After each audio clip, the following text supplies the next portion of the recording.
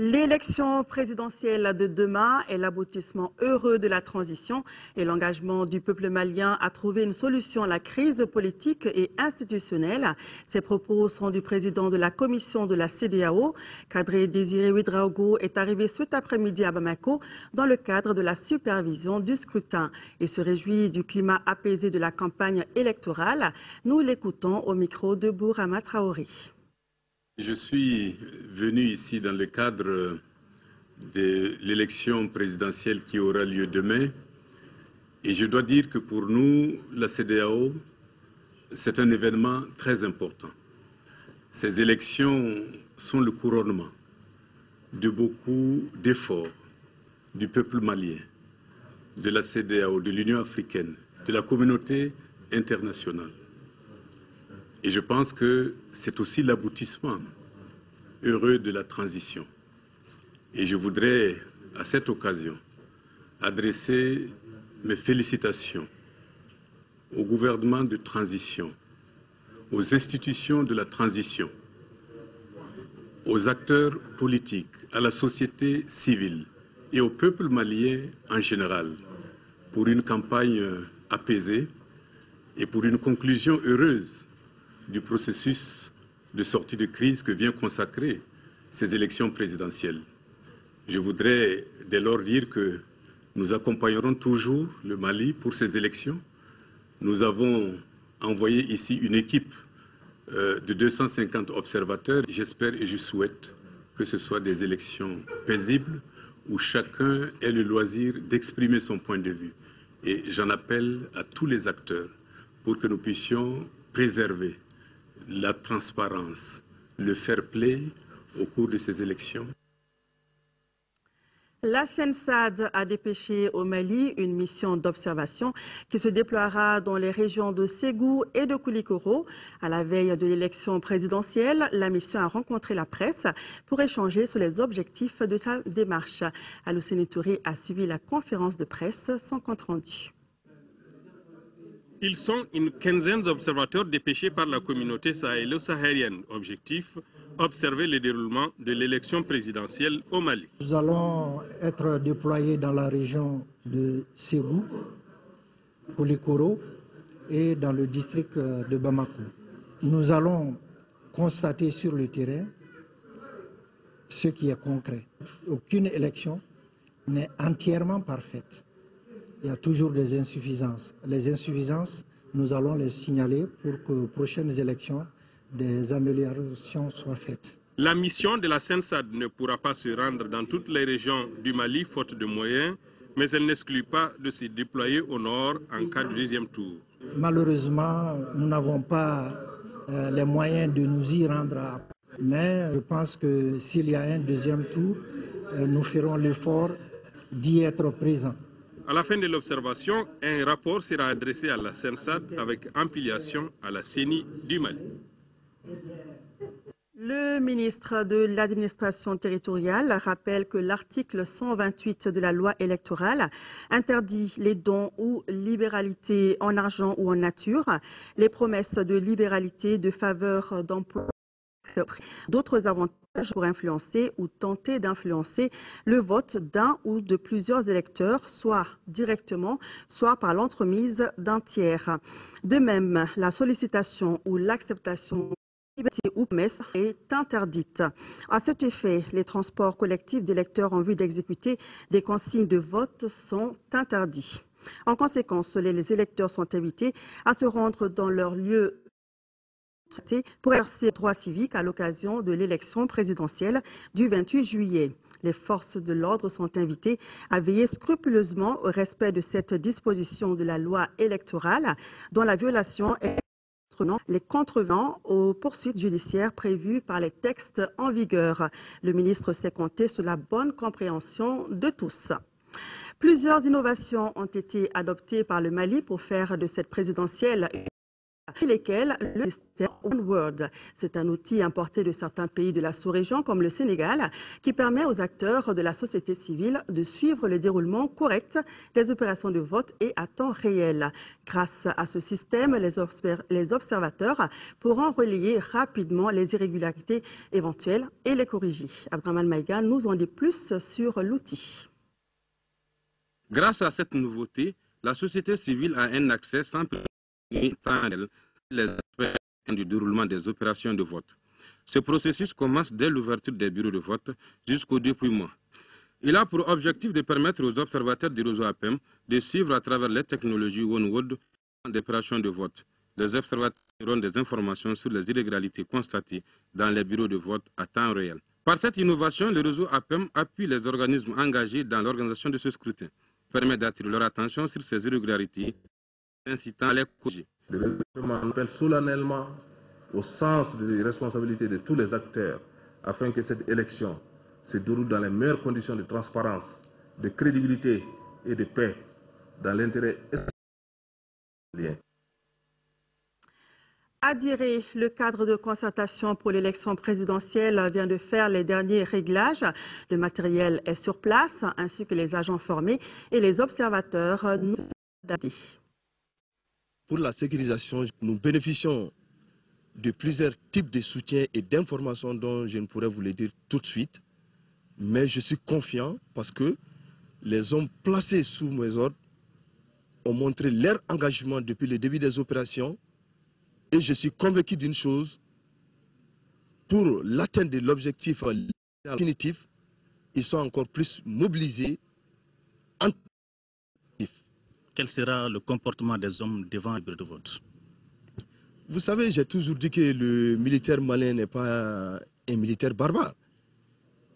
Ils ont été formés au niveau des bureaux de vote. Ils seront courtois mais très fermes parce que nous sommes dans une situation sécuritaire particulière. Tout ce que je demanderai à la population qui doit aller jouir de leurs droits civiques ainsi que les militaires, de se prêter aux exigences en ce qui concerne les fouilles, parce qu'il y aura des couloirs obligatoires où tous ceux qui veulent voter et avoir accès au bureau de vote doivent obligatoirement passer. Donc, à la population de comprendre qu'on est dans une situation sécuritaire particulière, c'est pour elle que nous avons mis en place tous ces systèmes, l'identification des véhicules, le personnel civil, les agents chargés des élections, aussi bien que les agents et les forces armées chargés de la sécurisation.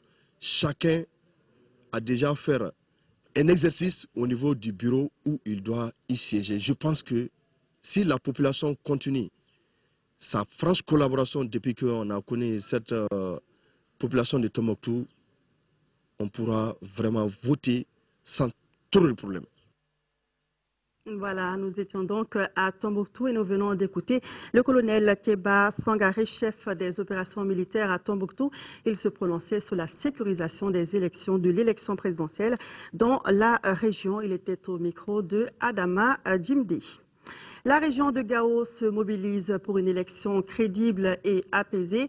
Pour y arriver, la coalition malienne des défenseurs des droits humains vient de lancer une vaste campagne de sensibilisation dénommée Projet de mobilisation sociale. Le lancement a eu lieu jeudi dernier. Le reportage de Driss Akone. Pourquoi je vote? Comment et pour quel intérêt? Voici entre autres préoccupations qui trouvent leur réponse dans des brochures retranscrites dans les langues de la région. Ces documents seront distribués aux populations de la région. Je me réjouis de cette initiative heureuse de la Coma DRH de doter les chefs traditionnels, les notabilités, les chefs religieux, les organisations de la société civile et la presse d'un fascicule qui traite les préoccupations essentiel en matière électorale notamment. Sa traduction en langue nationale arabe, songoï et tamashek favorise la diffusion du message. Cette campagne de mobilisation vise à élever non seulement le taux de participation à l'élection du 28 juillet, mais aussi de poser des actes apaisants dans la période post-électorale. C'est une méthode d'animation directe avec les communautés. avec les communautés, en leur expliquant comment voter, en leur expliquant pourquoi voter, et puis pourquoi aussi, pour éviter aussi les crises post-électorales. Au total, 542 304 électeurs sont concernés par ce processus de sensibilisation de vote, une action encouragée par la CENI locale. C'est un programme qui vient à point nommé et ça va permettre de mobiliser la population de Gao, de la région de Gao, à sortir pour aller voter massivement. La coalition malienne des défenseurs des droits humains, COMADDH, a pour mission de promouvoir les droits humains à travers l'information, l'éducation, la formation, le plaidoyer, le lobbying et des appuis conseils au Mali. L'ONG Caritas Mali a animé ce matin à la Maison des Aînés de Bamako une conférence sur les enjeux, défis et perspectives de l'élection présidentielle. Les organisateurs entendent apporter leur contribution à la bonne tenue de l'élection. Notons que Caritas Mali a mobilisé 153 observateurs déployés à Bamako et à l'intérieur du pays. Moussa Fani. Pour la réussite de l'élection présidentielle de dimanche, l'ONG catholique Caritas Mali a initié une conférence débat sur le thème « L'élection présidentielle de 2013 et regard croisé sur les enjeux, défis et perspectives ». Il s'agissait d'informer et de former les agents mobilisés pour la circonstance sur la vision de l'Église. Chacun doit voter en toute conscience et responsabilité, parce que l'Église n'est pas là pour dicter ce qu'il faut faire. Chacun doit faire selon sa conscience, mais la conscience doit être formée. Et c'est dans ce domaine qu'elle doit aider, l'Église doit aider les hommes à avoir une conscience droite dans ce qu'ils doivent faire. L'élection présidentielle de ce dimanche est d'une importance capitale pour le peuple malien, car elle devra contribuer à la stabilisation du pays. Cette élection est importante dans la mesure où elle permet de refonder et de reconstruire l'État malien. Parce que c'est le fondement de la République qui avait été menacé. Caritas Mali a pris l'initiative de s'impliquer dans le processus électoral comme observateur national. Elle entendait jouer par ce rôle en menant des actions de sensibilisation, de visibilité et de lisibilité en amont du scrutin, puis en veillant sur le déroulement des élections le jour du scrutin et après le vote. Au total, Caritas Mali a formé et déployé 153 observateurs à travers le pays. Le groupement spirituel des leaders musulmans du Mali se prononce sur l'élection présidentielle. Au cours d'une conférence de presse, le groupement a décidé de ne pas donner de consigne de vote. Moussa Fani était à la conférence sans compte rendu. Le groupement spirituel des leaders musulmans ne va pas influencer le choix des musulmans. Il laisse le soin au peuple de faire son choix. C'est la principale information donnée par les responsables du groupement lors d'une conférence de presse. Pour la stabilité du pays, les leaders musulmans invitent tous les Maliens à voter massivement et à respecter le choix du peuple à l'issue du scrutin. Notre grandeur a toujours été que notre pays a toujours fait la différence par rapport aux autres pays par sa cohésion sociale et la paix qu'elle a toujours su garder par les liens de cousinage à plaisanter qui a existé entre nous et qui a fait la différence entre le Mali et beaucoup d'autres pays. Le président du groupement, Chérif Ousmane Mandan Aïdara, a exhorté les autorités à œuvrer pour une élection crédible, transparente et apaisée. C'est là pour éviter toute crise post-électorale. À Kidal, le chef d'état-major général des armées vient d'effectuer une visite éclair donc à Kidal. Sur place, le général Daïrou Dambélé a rencontré les chefs militaires du Mali, de la MINUSMA et de Serval, ainsi que les autorités régionales. C'était bien entendu dans le cadre de l'élection de demain. Le reportage est de Tiemoko Sagara. Avec le gouverneur de Kidal, donc l'entretien s'est porté sur l'organisation des élections, la distribution surtout des cartes électorales, et on a trouvé qu'il a fait du bon travail parce qu'en moins de 2 semaines, il est arrivé à atteindre 37% de distribution. Et maintenant, on va visiter le bureau de vote qui est le plus proche à côté du gouvernorat. Et ensuite, le second point, ça c'est au niveau du déploiement de nos forces. Donc, sensibiliser toutes les forces, que ce soit les forces armées maliennes, Serval, MINUSMA et les groupes des différents mouvements, les sensibiliser pour que demain, tout le monde voit uniquement le Mali pour les élections. qu'aucun problème ne puisse entacher ces élections, que ça puisse bien se passer. Le général Daïro Dambélé était au micro de Thieboko Sagara. Les nouvelles nationales sont dominées par les préparatifs de l'élection présidentielle à Bamako. Ce sont des conférences, débats pour la bonne organisation de l'élection. À Gao et à Tombouctou, il a été question de la formation des délégués de la CENI. Voyons toutes ces nouvelles avec Garibou Pérou. Participation et la représentation des jeunes dans la vie politique au Mali, enjeu pour les élections du 28 juin 2013, c'est le thème de cette conférence. Elle a été organisée par le Centre Dioliba. Les participants ont estimé que cette élection présidentielle constitue un événement majeur pour notre démocratie. Pour une élection transparente et apaisée, le code de bonne conduite des partis politiques et des candidats a été élaboré. Le document a été remis aux représentants des partis politiques afin d'aboutir à une élection exemplaire. À Gao, les préparatifs de l'élection présidentielle vont bon train. Après les formations des autorités administratives, 285 délégués de la Commission électorale nationale indépendante désignés pour le cercle de Gao viennent d'apprendre quelques détails de leur mission.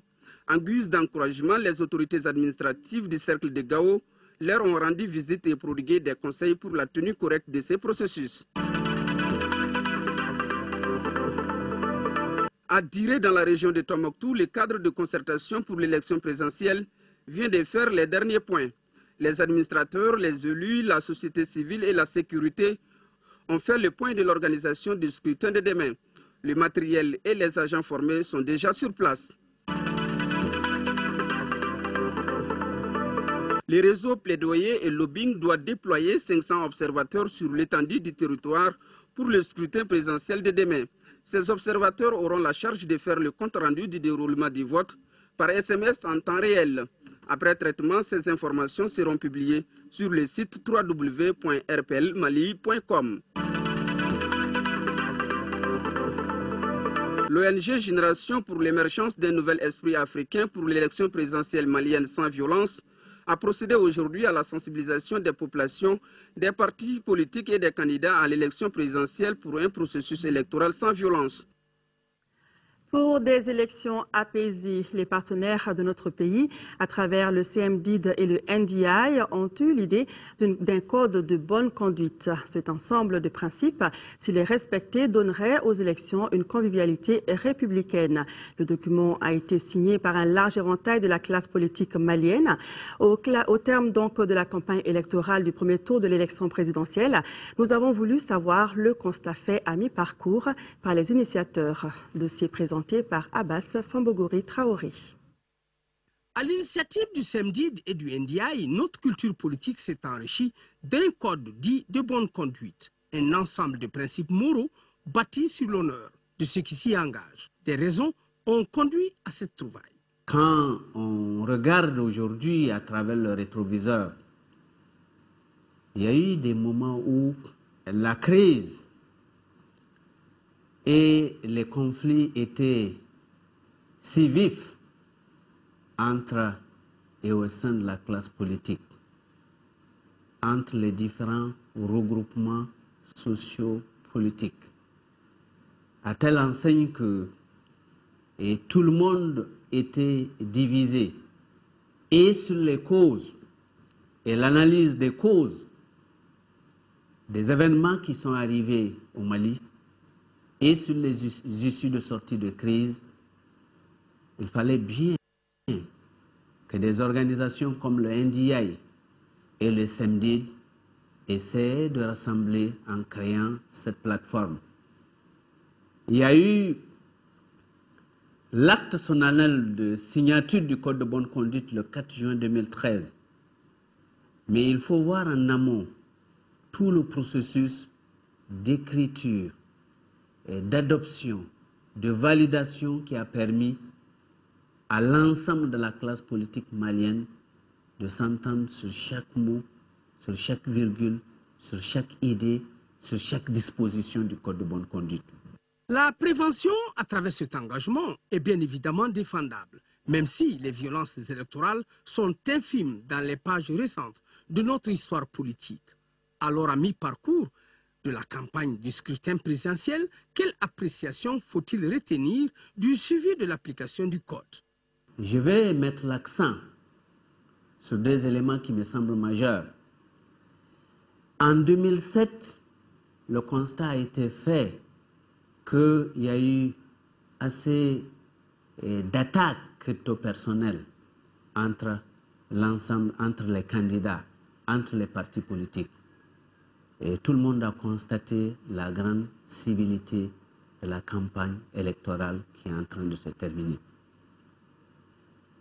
2007, le constat aussi a été fait que la presque totalité des candidats ont beaucoup plus bâti leur argumentaire de campagne sur leur personnalité beaucoup plus que sur des idées, des projets de société ou des programmes de gouvernance.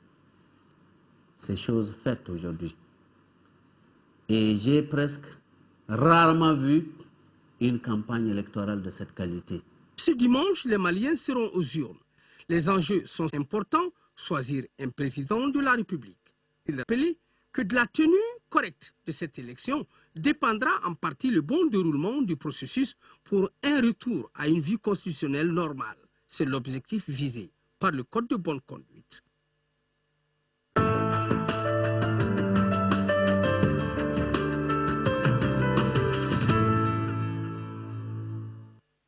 L'édition 2012 du rapport sur le développement humain durable de notre pays est désormais disponible. Le dit rapport est intitulé « Protection sociale et développement durable ».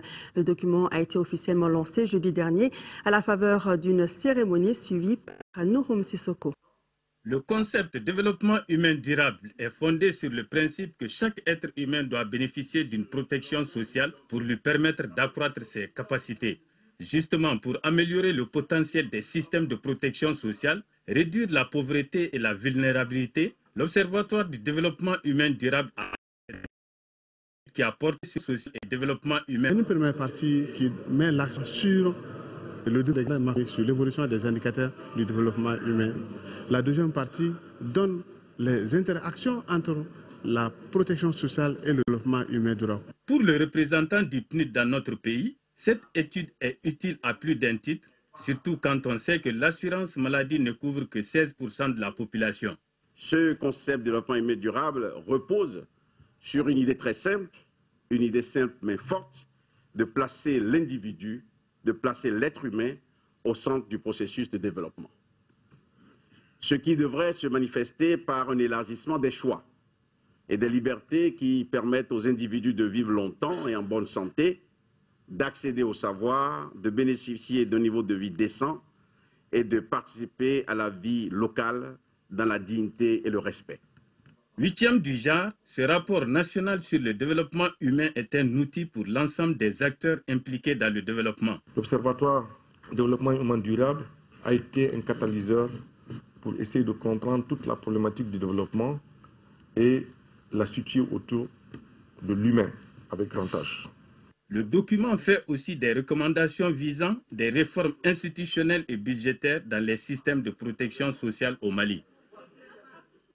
Le ministère de l'Élevage et de la Pêche vient d'offrir 2 véhicules frigorifiques et du matériel de pêche destiné aux sociétés coopératives de Tienfala et Baga Yiriwaton de Kassela et pour les regroupements de pêcheurs des régions de Tombouctou et de Gao. Le don a coûté 580 millions de francs CFA à l'État. La cérémonie de remise avec Ramata Konaté. Fini les tracasseries liées à la conservation et au transport de lait et de poissons dans certaines localités du Mali. Les producteurs de lait des sociétés coopératives de Tienfala et Bagayirouaton de Katsela, ainsi que les groupements de pêcheurs des régions de Gao et de Tombouctou ont désormais leurs propres véhicules. 2 véhicules pour chacun de ces sous-secteurs, de quoi réjouir les bénéficiaires. Le double geste est signé le ministère de l'Élevage et de la Pêche. On est content, vraiment on est satisfait. Tout le monde va en bénéficier. Ils vont suivre les recommandations du ministre. Depuis 54 ans, il est dans ce boulot.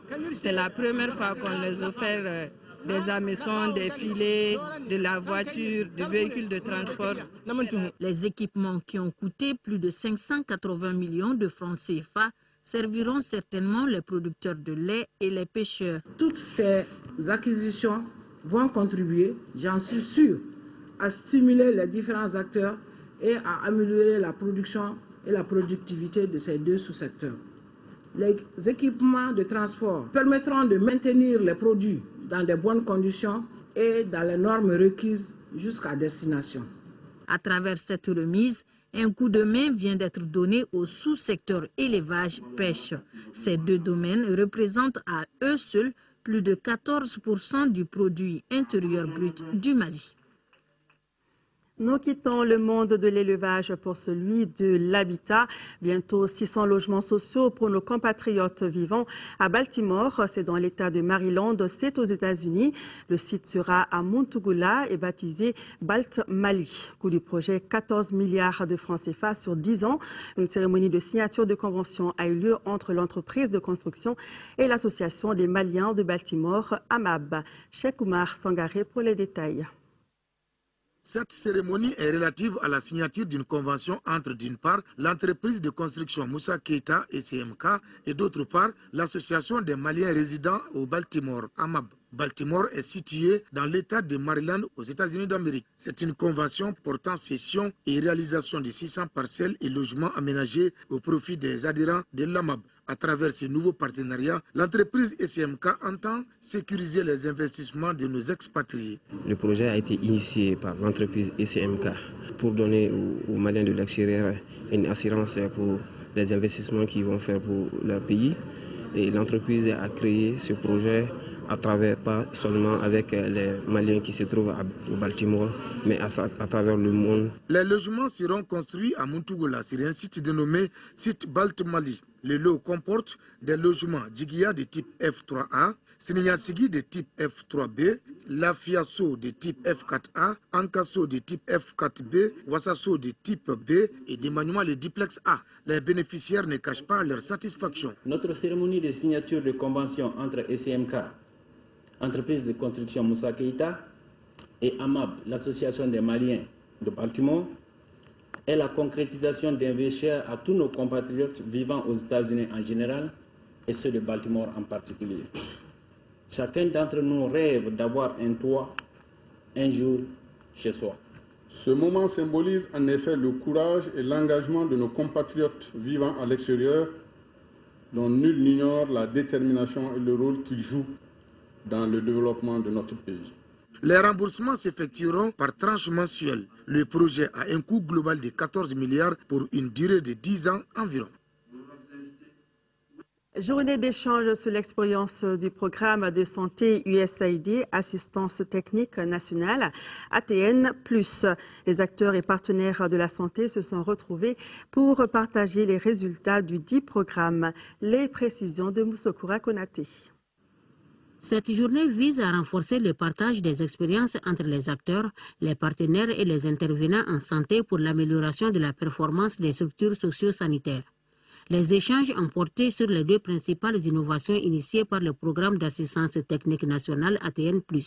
Il s'agit de l'approche d'amélioration de la performance des centres de santé communautaires en matière de gestion et l'utilisation du téléphone cellulaire pour la collecte des données. L'exécution du programme Santé USAID ATN+, a été effective au niveau opérationnel à travers 9 ONG locales partenaires, couvrant au départ 36 districts sanitaires, devenus avec les événements du Nord 27, répartis sur les 5 premières régions et les districts de Bamako. Le directeur de ATN+, a qualifié d'exemplaire le partenariat qui a permis la mise en œuvre du programme qu'il souhaite pérenniser. L'organisation de cette journée témoigne, selon les représentants du ministre de la Santé, de l'engagement des acteurs du programme ATN+, pour le bien-être des populations maliennes. Après 5 années d'intervention sur le terrain, le programme ATN+, a su utiliser une frange importante des acteurs de la santé en les mettant en synergie avec les services déconcentrés de l'État. Il s'agit des ONG locales partenaires dont le personnel a apporté un appui technique de proximité aux équipes cadres des 36 districts sanitaires d'intervention pour l'amélioration de leurs performances. Le programme ATN+ est financé par l'USAID. Des attestations de reconnaissance ont été décernées aux structures et ONG partenaires. Une visite des stands ATN+ a mis fin aux activités de la journée. Plus de 136 millions de francs CFA, c'est le montant d'un projet d'appui au Centre d'éducation et de soins et de développement. Un projet qui concerne la localité de Kangaba et qui est financé par l'Agence coréenne de coopération internationale à travers Plan Corée. C'est pour assurer l'éducation des enfants de la localité. Reportage de Kadidia Tokone. C'est avec cette chanson de Sina Sina Yogo que les populations de Bankoumana et de Kela ont accueilli les responsables de Plan Mali pour la cérémonie de fin du projet Appui au Centre d'éducation, de soins et de développement de la petite enfance dans l'unité de programme de Kangaba. D'une pierre deux coups, cette cérémonie a été également l'occasion pour Plan Mali d'inaugurer les centres d'apprentissage de la petite enfance de Bankoumana et de Kela. Ce projet a un budget de 136 494 070 francs pour une durée d'une année de juillet 2012 à juin 2013 a été exécuté dans l'unité de programme de Kangaba. Ce projet vise à améliorer l'accès des enfants des deux sexes âgés de 3 à 6 ans à une éducation de qualité dans les villages de Bankoumana et de Kela. En remettant les clés de ces deux centres d'apprentissage de la petite enfance, Plan Mali fonde l'espoir d'une bonne éducation de tous les enfants, mais singulièrement des tout-petits. Le gouvernement des enfants de l'école fondamentale de Bankoumana a remercié Plan Mali pour ce geste hautement important. En effet, Plan Mali soucie de l'avenir de l'enfant nous a gratifié de ce clos d'enfants pour les tout-petits. Il est à noter que la bonne éducation d'un enfant commence par un clos d'enfants. Ces bâtiments construits pour les tout-petits serviront de cadre d'apprentissage, d'éducation et de divertissement de plus d'une centaine d'enfants de 3 à 6 ans, filles et garçons, dès la rentrée scolaire prochaine. Parlons à présent de la lutte contre la fraude. La direction régionale des services vétérinaires du district de Bamako a saisi 48 cartons de poulet de chair, soit environ 140 kilos. Ces produits testés par le service technique sont impropres à la consommation. Ils ont été saisis aux Halles de Bamako en provenance de la Côte d'Ivoire. Le conseiller aux affaires économiques et financières du gouverneur du district de Bamako, la directrice régionale des services vétérinaires du district de Bamako étaient sur le site d'incinération. Voilà donc des poulets de chair impropres à la consommation qui ont donc été détruits. Lutte contre le banditisme toujours. Le commissariat du 3e arrondissement de Bamako vient de mettre la main sur une dizaine de bandits. Les suspects sont accusés de vol de matériel de la société des détergents du Mali, Sodema SA, de vol à main armée et de braquage. Fademba Keita est allé voir.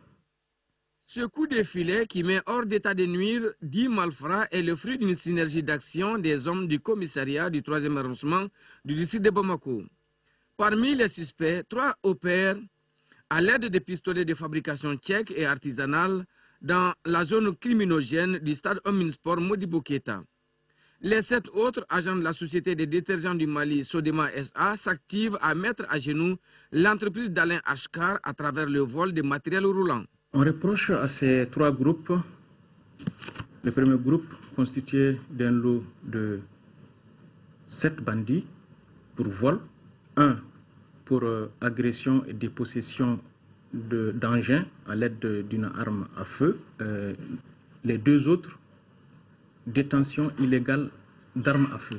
À la requête du président directeur général de la société Sodema, nous avons été contacté pour constater sur image des vols que lui-même il a constatés au sein de son entreprise. Ces arrestations sont le résultat de la bonne collaboration entre la jeunesse de la commune 2 et les forces de sécurité. Ces bandits de grand chemin sont directement conduits au parquet du tribunal de la commune 2 où ils méditent désormais sur leur sort. Et ce dimanche 28 juillet, les Maliens se rendront aux urnes pour élire un président de la République. Cet événement politique majeur est attendu par l'ensemble des citoyens, mais aussi par la communauté internationale. Le RTM se propose de vous faire vivre toute l'ambiance du premier round de cette compétition qui met aux prises 27 candidats à travers une soirée électorale. De 22h à minuit demain, vous pourrez suivre les reportages de nos correspondants dans les régions, le district de Bamako, mais aussi à Paris et à Abidjan. Des analyses en direct sur le plateau avec des éditorialistes, des politologues, des observateurs. Nous vous ferons voir et entendre l'ambiance ainsi que les premières réactions dans les QG de campagne. Depuis le ministère de l'Administration territoriale, nous suivrons en direct la centralisation des résultats et les premières tendances de vote. Voilà, spéciale soirée électorale demain sur l'ORTM à partir de 22h sur l'ensemble du réseau de l'ORTM et les sites internet www.ortm.ml et sur le site www.koulouba2013.info. Voilà, ainsi s'achève cette édition. Merci de votre fidélité. Demain est un jour important pour la démocratie dans notre pays. Sortez nombreux pour accomplir votre devoir de citoyen. D'ailleurs, en raison de cette journée électorale, votre édition de 13h vous sera présentée à 14h. Ce sera avec Aïssata Ibrahim Maïga.